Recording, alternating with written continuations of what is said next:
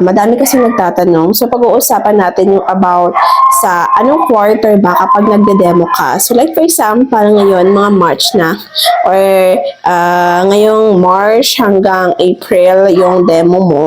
So, of course, dapat quarter 4 na yon. Kasi sa DepEd is quarter 4 na eh. So, dapat yung lesson plan na ipaprepare mo is quarter 4. Yes, tama. Quarter 4 siya. Pero there are times naman na mga division na kung pwede na kahit ano lang quarter.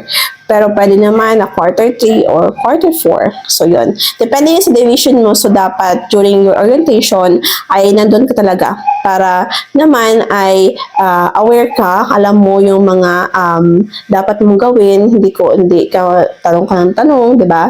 So, during orientation, mag-attend ka talaga. Yun yung importante kasi yung orientation para orient kayo kung ano yung mga dadalhin yung mga gagawin nyo during your DepEd ranking. Ayan. So, that's all for today, everyone. Sana nakatulong sa inyo yung video na ito.